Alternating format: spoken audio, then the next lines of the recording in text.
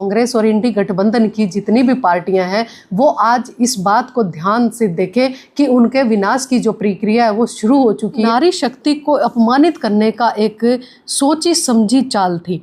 उनकी नीति में ही खोट था, वो कभी महिलाओं को आगे बढ़ना ही नहीं देना चाहते। कांग्रेस हमेशा से महिलाओं के खिलाफ रही है और उनके जितने भी पुराने फैसले देख लें तो महिलाओं के विपरीत रहे हैं। नरेंद्र मोदी महिलाओं को सही सम्मान दिलाना चाहते थे और उनको सशक्त बनाना चाहते थे, लेकिन कांग्रेस और उनके समर्थित दलों ने अपना सही चेहरा दिखा दिया। फिलहाल ये बात हम नहीं बल्कि बीजेपी भिवानी की प्रभारी और हरियाणा की सचिव रेणु बाला का कहना है। उन्होंने कहा कि नरेंद्र मोदी आने वाले वक्त में जरूर महिलाओं को सम्मान दिलाएंगे, हर रूप में अधिकार महिलाओं को मिलेगा। उन्होंने कहा कि महिलाओं के आने से महिलाओं से जुड़े मुद्दे संसद में और विधानसभा में उठाए जाते, इससे महिलाएं और मजबूत होती। फिलहाल आप सुनिए उन्होंने क्या कुछ कहा और इसका सीधा सीधा आरोप उन्होंने कांग्रेस पर लगाते हुए क्या आरोप लगाए हैं, सुनिए। हजारों महिलाओं की तरफ से आज हम यहाँ पर बैठकर सभी छायाकार पत्रकार बंधुओं के समक्ष उपस्थित हुए हैं नारी शक्ति वंदन अधिनियम, जिसके बारे में देश के यशस्वी प्रधानमंत्री माननीय नरेंद्र मोदी जी ने यत्र नार्यस्तु पूजन्ते रमन्ते तत्र देवता को आधार बनाते हुए भारतीय जनता पार्टी में महिलाओं को एक विशेष स्थान देकर उनका सम्मान किया जाता है। उसके तहत 16, 17, 18 अप्रैल को महिला आरक्षण देने के लिए एक विशेष सत्र बुलाया गया, जिसमें 2 दिन लोकसभा और 1 दिन राज्यसभा का रखा गया। लेकिन जो दिन हमारे 17 अप्रैल का दिन, जो भारत के इतिहास में एक स्वर्णिम अक्षरों में लिखा जाने वाला एक अध्याय जुड़ने वाला था इतिहास में, उसकी जगह पर विपक्ष की जो कारगुजारी है उसने उस इतिहास के नए पन्ने को काला पन्ना बनाने का काम किया। उसी के बारे में मैं कुछ बातें आपके साथ साझा करना चाहती हूँ कि नारी शक्ति के खिलाफ एक साजिश जो विपक्ष ने इंडी गठबंधन ने रची है, जो 70 करोड़ महिलाओं को के साथ विश्वासघात करने का के बराबर है। हम इतिहास को लिखना चाहते थे, महिलाओं को उनका नेतृत्व देकर भारत देश की राजनीति में 33% आरक्षण लागू करके इतिहास में आगे आने वाले भविष्य में जो हमारी नई महिलाएं विधानसभा लोकसभा में नेतृत्व करके इस देश को आगे बढ़ाने का काम करती, उसी के बीच में रोड़ा अटकाने का काम इंडी गठबंधन ने किया है। कल 17 अप्रैल को जो संसद में हुआ वो सिर्फ एक विधेयक की हार नहीं है, बल्कि नारी शक्ति को अपमानित करने का एक सोची समझी चाल थी। बेटियों के सपनों पर सीधा प्रहार था। यह वो क्षण था जो विपक्ष महिला सशक्तिकरण की सिर्फ बात करता है, जो महिलाओं को आगे बढ़ाने की, उनके प्रति सम्मान की बात सिर्फ उनके भाषण तक ही सीमित है, उनकी नीति में नहीं है। ये दोहरा चरित्र विपक्ष ने हमें दिखाने का काम किया है। और जब ये विधेयक गिराया गया तो बड़े ही मुझे एक कहते हुए भी शर्म आ रही है कि विपक्ष के जितने सांसद थे वो हंसते हुए चेहरों के साथ बाहर आए और राहुल गांधी ने तो यहाँ तक कह दिया कि ये हमारी जीत है, ये हमारी पार्टी की जीत है। और प्रियंका गांधी जी ने इसके बारे में टिप्पणी करते हुए कहा कि ये संविधान की जीत है। ये क्या मैं पूछना चाहती हूँ इंडी गठबंधन से, विपक्ष के लोगों से, आपके माध्यम से, क्या महिलाओं को अपमानित करना ही आपकी पार्टी की सोच है और आपकी जीत है? आप महिलाओं को अधिकार ना देकर उनको उनके अधिकारों से, उनके हक से वंचित करके ही संविधान की जीत बताना चाहते हैं। एक इस तरीके का दोहरा चरित्र जो जब वोट मांगते हैं तो कहते हैं हम महिलाओं के साथ खड़े हैं, लेकिन जब उनके हक की बात आती है तो पीछे हट जाते हैं, कई कदम पीछे हट जाते हैं। ये तो वही बात है, जब नारी चुप रहे, बेचारी रहे, आपकी वोट डाले तब तक तो ठीक है, तब तक तो आपको प्यारी लगती है, और जब अपने अधिकारों की, अपने हक की मांग उठाए तो आपको आरी के समान लगती है। कांग्रेस और उसके सहयोगियों का इतिहास महिलाओं के साथ छल और देरी का किंतु परंतु नहीं ऐसे शब्दों को दोहराने का ही रहा है। 60 वर्षों तक सत्ता में रहने के बावजूद भी महिलाओं को केवल एक वोट बैंक समझा गया, एक उसको मत का प्रयोग करने का अधिकार तो दिया गया, लेकिन उसको नीति निर्माता करने के अधिकार से वंचित रखा गया। वहीं कांग्रेस पार्टी का जो दोहरा चरित्र है वो तो आपने पहले भी इतिहास में वर्णित है। और आप सभी को पता है कि सायरा बानो केस में भी महिलाओं के खिलाफ कांग्रेस पार्टी खड़ी थी। ट्रिपल तलाक जैसे ऐसे प्रमुख मुद्दों पर भी कांग्रेस ने कभी भी भारतीय जनता पार्टी की सरकार का साथ नहीं दिया। उसके साथ साथ कांग्रेस, टीएमसी, डीएमके, सपा और राजद और इंडी गठबंधन ने मिलकर इस बिल को गिरा दिया। ये सिर्फ संयोग नहीं था, 2/3 हमारा जो थोड़ा सा कम हमारा विश्वास रह गया, उसमें ये सोची समझी एक विपक्ष की एक चाल थी। क्योंकि विपक्ष कभी नहीं चाहता कि कोई आम गरीब और मध्यम क्लास की महिलाएं जाकर संसद में बैठे, वो नीति का निर्माता की भूमिका निभाए। हाँ, ये परिवारवाद को जरूर बढ़ावा देते हैं, क्योंकि कांग्रेस की आपने देखा होगा कि अपने परिवार की महिलाओं को आगे बढ़ाना, उनको सत्ता में लाना, ये तो वो सहन कर सकते हैं, लेकिन कोई गरीब महिला, मध्यम क्लास की महिला, कोई ग्राउंड लेवल से जुड़ी हुई महिला अगर ऊपर स्थान पर बैठे तो उनको गवारा नहीं था। और सिर्फ अपने भाषणों में महिलाओं की शक्ति की बात करने वाली कांग्रेस ने अपना ये चरित्र आज 17 अप्रैल को दिखाई दिया कि वो महिलाओं को बिल्कुल उनके हक, जो उनके अधिकार हैं, वो देना ही नहीं चाहते, उनकी मंशा ही नहीं है।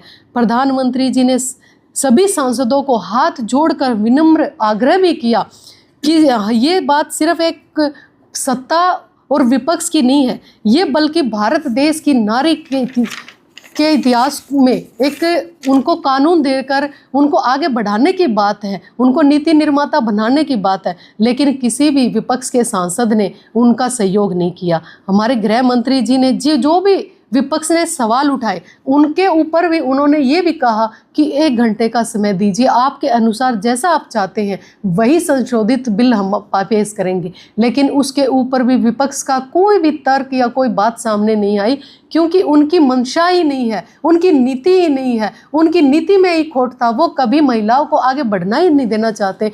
और इसी का परिणाम है कि उन्होंने पहले सिरे से इस नारी शक्ति वंदन विधेयक को अटकाने का काम किया। 2010 में भी आपने देखा होगा जब ये बिल लाया गया था, तो तब भी आपने देखा कि इस बिल को अटकाने का उन्होंने काम किया। और ओबीसी की महिलाओं का नाम देकर जो तर्क कर रही है कांग्रेस पार्टी, विपक्ष की पार्टी, उसमें तो उनसे पूछा जाए कि आपके 55 साल के कार्यकाल में आपने कब ऐसी महिलाओं के बारे में कुछ किया, कब आपने ओबीसी महिलाओं के अधिकारों की मांग उठाई। तो आज आपको ओबीसी महिलाएं और ऐसी महिलाओं की याद आ रही है, आज उनकी रिजर्वेशन की बात आपको याद आ रही है। और इसके अलावा एक बात और सामने आई इस बिल में कि डिलिमिटेशन, जो बिल्कुल एक नेगेटिव नैरेटिव सेट करने वाली बात है, जो आपने पीछे लोकसभा विधानसभा इलेक्शन में भी देखा कि कांग्रेस पार्टी, इंडी गठबंधन हमेशा नेगेटिव नैरेटिव सेट करके लोगों को भ्रमित करते हैं। अब डिलिमिटेशन की बात आई तो आपने देखा कि उत्तर भारत और दक्षिण भारत को बांट कर रख दिया। दक्षिण भारत के लोगों को ये बिल्कुल बरगलाने का काम किया गया कि उनकी सीटें कम हो रही हैं। लेकिन जो संशोधित बिल लाया गया उसमें आपने देखा है कि इस बिल के अनुसार जो भी डिलिमिटेशन होती, उसमें जो आज वर्तमान में दक्षिण भारत का जो 23.67% जो उनकी भागीदारी बनती है, वो तो बढ़कर 23.87 हो जानी थी। तो आप ये देखिए कि दक्षिण के राज्यों को क्या इससे नुकसान हो सकता था। लेकिन एक झूठी बात फैलाकर उनको भ्रमित करने का काम कांग्रेस ने किया। यह बिल किसी का भी हिस्सा छीनने की बात तो करता ही नहीं, ये तो सिर्फ महिलाओं का हिस्सा बढ़ाने की, उनको उनका हक देने की बात करता है। लेकिन विपक्ष ने इस बिल को एक अलग तरीके से एक लोगों में बंटवारे की भावना भरकर इसका विरोध करवाने का काम किया। आप देखते हैं कि राहुल गांधी ऐसे बड़े बड़े मुद्दों पर भी आपने देखा होगा कि वो एक सीरियस टिप्पणी देने से बचते हैं, और बल्कि इसके बचकाना, जिसको हम कह सकते हैं कि बचकाना बातें करके बड़े से बड़े मुद्दे को उलझा देते हैं। और वही काम उन्होंने दक्षिण भारत के लोगों में झूठा प्रचार करके उनको ये कह करके उनकी राजनीतिक भागीदारी कम हो जाएगी, ये भी भ्रम उन्होंने नेगेटिव नैरेटिव सेट करने का किया। 10 में भी जो बिल आया उसमें भी उन्होंने बिल की प्रतियां फाड़कर इस बिल का विरोध किया था।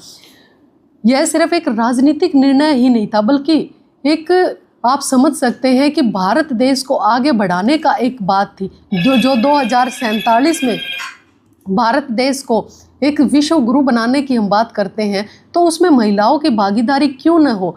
हमारे देश के निर्माता, संविधान के भारत रत्न बाबा भीमराव अंबेडकर जी ने भी कहा था कि अगर किसी देश की उन्नति और तरक्की आपने देखनी है तो उस देश की महिलाओं की उन्नति और तरक्की का मापदंड देख लीजिए। जिस देश की महिलाएं तरक्की करेंगी तो वो देश अपने आप तरक्की करेगा। लेकिन मुझे लगता है कि विपक्ष ने सारी इन दलीलों को नकार कर, सारी ऐसी बातों को नकार कर सिर्फ और सिर्फ अपनी राजनीतिक स्वार्थ को पूरा करने के लिए इस बिल को गिराने का काम किया।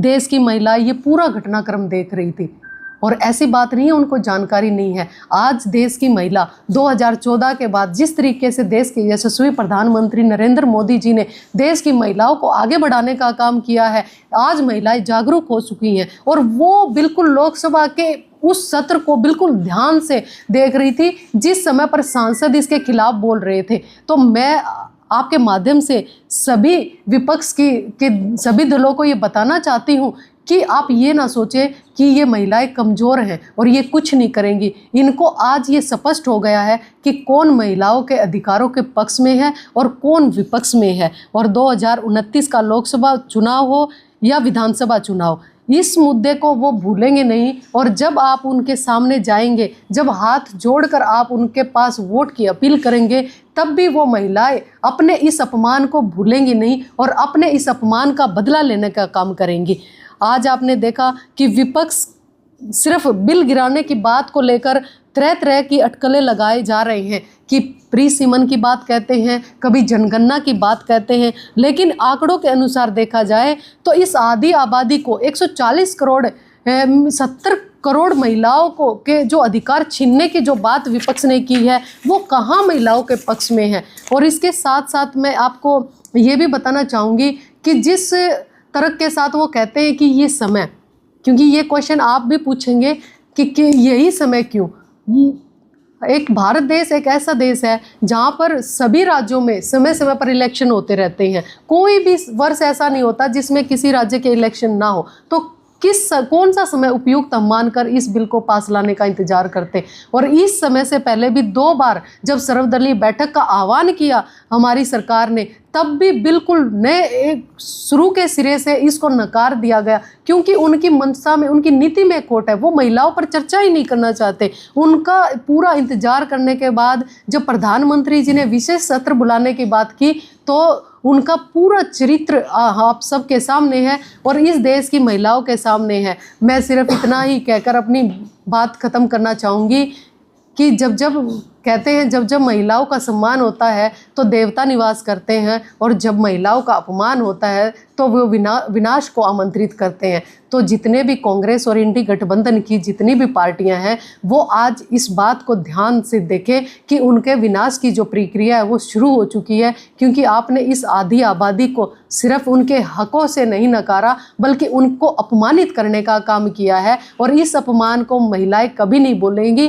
क्योंकि सृष्टि की सृजनकर्ता जो हैं, जो सृष्टि के निर्माता को अपनी गोद में खिलाती हैं, वो अपने अपमान को भी भूलने का काम नहीं करती और वो अपने अपमान का बदला लेना भी जानती है। आज की महिला बड़ी जागरूक और सशक्त है और वो अपने अधिकारों से अभी चुप नहीं बैठेगी बल्कि इनके लिए संघर्ष करते रहेंगे। और हमें इस देश के यशस्वी प्रधानमंत्री माननीय नरेंद्र मोदी जी पर पूरा विश्वास है कि वो महिलाओं को उनका हक दिलाकर ही रहेंगे, क्योंकि 2014 के बाद जब देश के प्रधानमंत्री जी ने घर घर शौचालय बनाने की बात की, इज्जत घर बनाने की बात की, तब यही विपक्ष था जो मजाक उड़ाता था। जब खाते खोलने की, महिलाओं के खाते खोलने की जीरो बैलेंस पर बात की, तब भी ये विपक्ष मजाक उड़ाता था। जब महिलाओं को बेटी बचाओ बेटी पढ़ाओ का आह्वान किया, तब भी विपक्ष ने कभी सहयोग नहीं किया। जब महिलाओं को ड्रोन दीदी, लखपति दीदी बनाने की बात की, तब भी इस विपक्ष ने विरोध किया। जब महिलाओं को 500 रुपये में गैस सिलेंडर देने की बात की, तब भी विपक्ष ने विरोध किया। तो मैं इस देश की महिलाओं को ये आह्वान करना चाहती हूँ कि आप सोचिए, समझिए और देखिए कि आपके अधिकारों को किस तरीके से छीनने का कांग्रेस पार्टी और इंडी गठबंधन कर रहा है। धन्यवाद। हम बात करें, आपने कहा कि बिल गिराने की जो आपने बात की है, पर ऐसे में बात करें, विपक्ष का कहना है कि बिल तो 2023 में जब पास हो गया तो उसको लागू बीजेपी सरकार नहीं कर रही है, तो ऐसे में उसी बिल को लागू करने में क्या समस्या है? देखिए सीटें जो पहले 500 सिर्फ 45 सीटें हैं, उनको 580 50% बढ़ाकर महिलाओं को 33% भागीदारी दी जाए, इस बात के लिए बिल लाया गया। और 2000 अगर हम बात करें जनगणना की और डिलिमिटेशन को पूरा होने के बाद के, तो ये कहीं ना कहीं हमें 2034 में जाकर महिलाओं को ये अधिकार मिलता।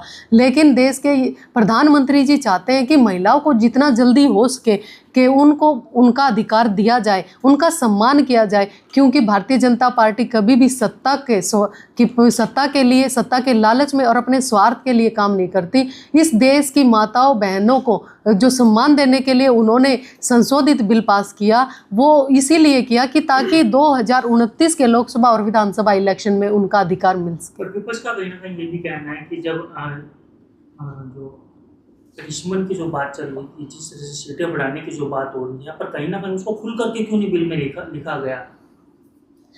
देखिए, जो 2026 का वर्ष है, आपने पढ़ा भी होगा कि जो 1971 की जनगणना के अनुसार 1976 में जब डिलिमिटेशन की बात हुई थी, लास्ट टाइम जो डिलिमिटेशन हुआ था, सीटों को बढ़ाने की बात हुई, तो उसी समय पर 2026 के लिए फ्रीज की कर दी गई थी ये चीज़ कि 2026 में परिसीमन होगा। उसके बाद जितने भी अपने यहाँ पर डिलिमिटेशन हुई, उसमें सीटों को उतनी ही संख्या में रखा गया, सिर्फ अक्षेत्र वाइज उनको छोटा या बड़ा किया गया, सीटें बढ़ाई नहीं गई। उसके बाद अब 2026 में ये जन परिसीमन तो होना ही था, इसका महिला आरक्षण से कोई लेना देना नहीं। ये तो 1976 में साफ हो गया था कि 2026 में डिलिमिटेशन होगी और सीटों को बढ़ाया जाएगा। मानते हैं ये आरक्षण आने के बाद महिलाओं को सम्मान मिलेगा, ये बिल आने के बाद में? बिल्कुल मानते हैं। आप ये देखिए कि महिलाएं जब संसद में जाएंगी, जब विधानसभाओं में उनकी भागीदारी होगी, तो निसंदेह ही महिलाओं के लिए बातें रखी जाएंगी, कानून बनाए जाएंगे। चुनाव में महिलाओं को आगे लाया था, आज भी घूंघट में है। नहीं, ऐसी बात नहीं है। आप ये देखिए, पहले कितनी सरपंच अपनी महिलाएं सरपंच होती थी, लेकिन जब 50% आरक्षण महिलाओं को दिया गया, तो आप ये देखिए 40% महिलाएं सरपंच हैं। और आपको मैं बताना चाहूँगी कि हर दिन आप ये पढ़िए कि कितनी सारी सरपंच, मैं अगर रोहतक जिले की बात करूँ तो 3 सरपंच, महिला सरपंचों को राष्ट्रीय स्तर पर सम्मानित करने का काम राष्ट्रपति जी ने किया है। प्रतिनिधि के तौर पर उनके हस्बैंड ही काम करते हैं, क्योंकि महिलाओं को आज भी आगे नहीं आने दिया। भिवानी के तो आज तक प्रतिनिधि को कभी दिखाई देते, उनके पतिदेव दिखाई देते हैं। नहीं, ऐसी बात आप मानते हो कि महिलाओं को इस आरक्षण मिलने के बाद उनको राजनीति में भागीदारी? नहीं, देखिए, मैं आपकी बात बताना चाहूँ कि आरक्षण मिलने से बहुत बड़ा फ़ायदा होता है। अगर महिलाओं को 50% आरक्षण पंचायतों में न मिला होता, तो आज 40% महिलाएं सरपंच ना होती। और आरक्षण मिलने के बाद देखिए, कहीं ना कहीं ये हो जाता है कि महिला ही चुनकर आती हैं। और थोड़े समय के लिए मैं मान सकती हूँ कि बिल्कुल एकदम से जब महिला आती है तो उसको इतना ज़्यादा पता नहीं होता, लेकिन धीरे धीरे वो सीखती है और सीखकर वो अपना बहुत बखूबी काम करती है। आप ये मानिए कि आज की लड़कियां कितनी पढ़ी लिखी हैं। पहले लड़कियां पढ़ी लिखी नहीं होती थी, उनको अधिकारों का या इतनी जागरूकता भी नहीं थी। अब आप ये देखिए कि बेटियों को पढ़ाने के लिए, बेटियों को नए नए अवसर, आज स्टार्टअप इंडिया में आप देखिए कितनी बड़ी भागीदारी बेटियों की है। आप ये देखिए कि लखपति दीदी में कितनी सारी बेटियां आगे सामने आई है, कितनी सारी महिला इंडिपेंडेंट हुई है। जिस प्रकार से अब बिल संशोधन बिल आता है, वो एज इट इज पास हो जाता है, तो क्या आप मानती हैं SC ST OBC महिलाओं के साथ भी न्याय होता है? बिल्कुल होता। ये देखिए, अगर बिल बिल पास होता, SC आरक्षण की जो सीटें हैं उसके अंदर तो रिजर्वेशन का प्रावधान किया हुआ है। रही बात OBC महिलाओं की, OBC महिलाओं को भी आने वाले समय में जरूर, क्योंकि ये जो बिल ये नहीं है कि हमेशा के लिए है। आप सभी को पता है कि 15 वर्ष के लिए की प्रक्रिया है। 15 वर्ष के बाद इसमें अमेंडमेंट भी होगा, संशोधित भी होगा, जितनी आवश्यकता होगी उस हिसाब से इस बिल को सुधारा भी जाएगा। जो कोई त्रुटि रह जाएगी उसको भी आगे लागू किया जाएगा। जी, आपने बताया 70 करोड़ महिलाओं को इससे नुकसान हो, जबकि पूरे देश में 4000 के करीब विधायक हैं, 550 450 के करीब जो है सांसद हैं, 250 के करीब राज्यसभा सांसद है, टोटल मिला के 4750 के करीब पड़ता है। इसका 33% 1500 के आसपास पड़ता है, 1485 समथिंग। अच्छा भाई साहब, आप ये सिर्फ उसका 33% में पूरे देश में फिर 70 करोड़ को कैसे नुकसान हुआ? सिर्फ उन 1500 महिलाओं को प्रभाव पड़ा था, बाकी महिलाएं तो पहले भी मतदाता थी, आगे भी मतदाता। भाई साहब, आप ये बताइए कि जब कोई महिला सरपंच बनती है, छोटी सी इकाई से लेकर चलते हैं हम, तो गांव के आसपास की महिलाओं को ये विश्वास होता है कि वो उनको जाकर अपनी बात कह सकती है। आप ये बताइए, महिला थाने नहीं बने थे तो कितनी महिलाएं साहस कर पाती थी कि अपने प्रति जो उनको पीड़ा होती है उसको दर्ज करवाया जाए।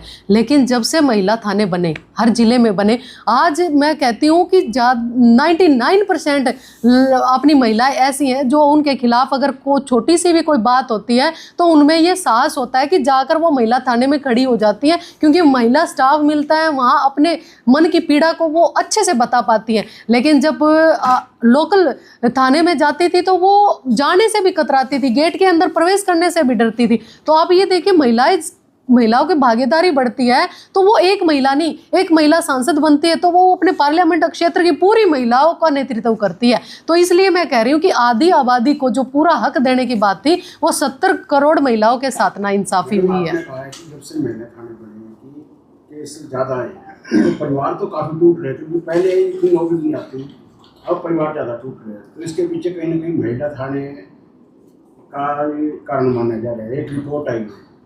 नहीं, देखिए, जहाँ तक महिलाओं की बात है मैं बताना चाहूँ तो पहले बहुत आपने देखा होगा दहेज के लिए कितनी सारी महिलाएं अपनी जान गंवा देती थी, कितनी सारी आत्महत्याएं होती थी। क्या आप उस आंकड़े को नहीं देखते? एक बार आप उस पे नज़र भी डालिए, क्योंकि आज अगर कोई केस दर्ज होता है तो कहीं ना कहीं समझौता या कहीं ना कहीं वो एडजस्टमेंट होने की बात होती है। और ऐसी बात नहीं है कि परिवार टूटते हैं, परिवार को आगे एक गलती मानकर आगे बढ़ाने की भी बात होती है, कंप्रोमाइज़ की भी बात होती है। लेकिन पहले क्या होता था कि महिला थक हार कर बैठ जाती थी और उसके बाद सिवाय अपने जीवन गंवाने के कोई रास्ता ही नहीं बचता था, क्योंकि इतना परिवार ना तो उसका मायका इतना इंडिपेंडेंट होता था कि वो महिला को एक्सेप्ट कर ले उसको अपने उसके बच्चों के साथ, और ना वो खुद इतनी इंडिपेंडेंट होती थी कि अपने बच्चों को अलग से रहकर उनका पालन पोषण कर सके। आज भी नारी को अबला ही नारी माना जा रहा है।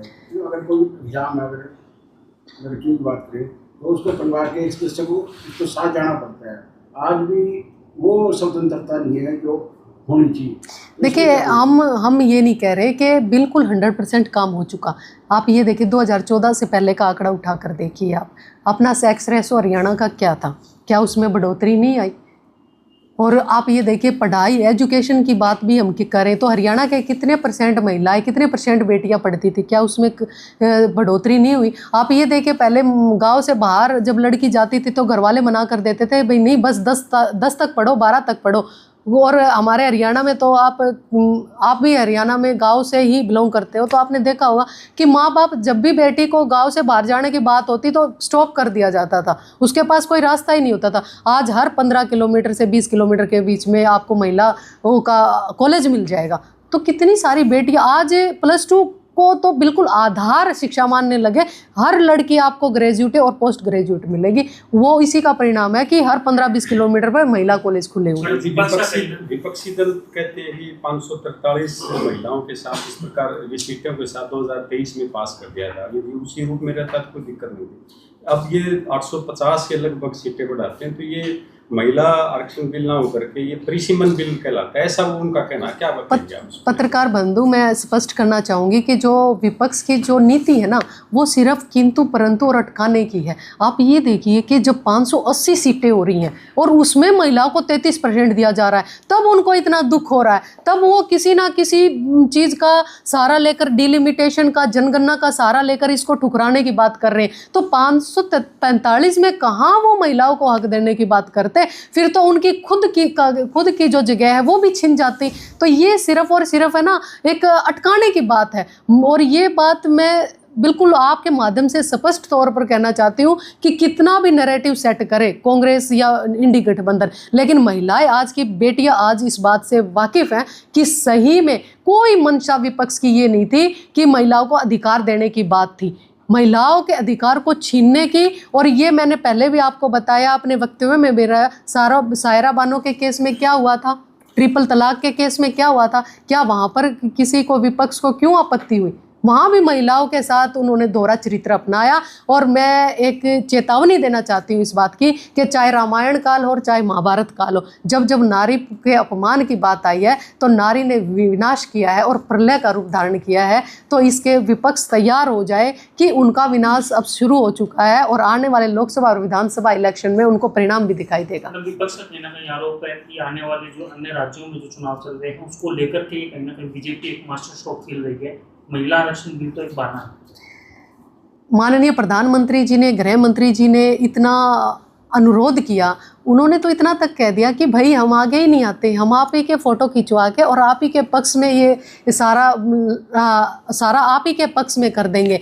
फिर भी उस बात पे भी विपक्ष वाले राजी नहीं हुए। ये कोई क्रेडिट लेने की बात नहीं है, ये प्रधानमंत्री जी की आत्मा से जुड़ा हुआ एक मुद्दा है। क्योंकि जब वो 2014 में प्रधानमंत्री बने थे तो सबसे पहले उन्होंने इज्जत घर की बात की थी, इस देश की महिलाओं को इज्जत देने की बात की थी। क्या तब भी कोई ऐसा मुद्दा तब तो नहीं था, लेकिन उनकी मंशा है कि महिलाओं का सम्मान हो, इसीलिए उन्होंने 2014 में जब इज्जत घर की बात की तब भी विपक्ष वाले तो हंस के मजाक उड़ाते दिखाई दे रहे थे। तब भी उन्होंने महिलाओं के प्रति कभी अपनी चिंता जाहिर नहीं की थी। प्रधानमंत्री की तरह भारतीय जनता पार्टी में काफी वर्षों से महिलाओं की आत्मा जुड़ी थी।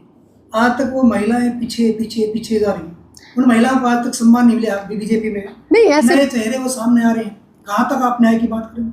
ऐसी बात है भाई साहब, हमारे देखिए भारतीय जनता पार्टी सामने आपके पास में बैठे, आप भारतीय जनता पार्टी बहन को आप ऐसे नहीं कह सकते। आज उनके पास प्रदेश का बहुत ही सम्मानित पद है और दायित्व संगठन, महिलाएं त्याग के सब कुछ करके आई हैं। नहीं, और ये बात नहीं है। देखिए मैं आपको बताना चाहूँ कि आज महिलाओं को आरक्षण नहीं है, फिर भी संगठन में हमारे जिला अध्यक्ष बैठे हैं कि संगठन में बूथ अध्यक्ष है, चुनाव लड़ रही है, उधर किरण चौधरी की बेटी चुनाव लड़ रही है, ये बेटियां पीछे। आप प्लीज स्थानीय मुद्दे इस वार्ता को स्थानीय मुद्दों पर मत लाएं। नौकरी है, जॉब है, पहले इन चीजों में काफी जरूरी होता है आरक्षण। उन चीजों की तरफ बढ़ना चाहिए। देखिए नौकरी मिल जाए आत्मनिर्भर ऑटोमेटिक हो जाएंगे, पर मंत्रियों को अच्छा ठीक। देखिए आपने शायद सुना नहीं, मैंने पहले भी कहा कि महिलाओं को शौचालय देने से लेकर महिलाओं को स्टार्टअप में उनको अलग से उनका एक हिस्सा तय करने से लेकर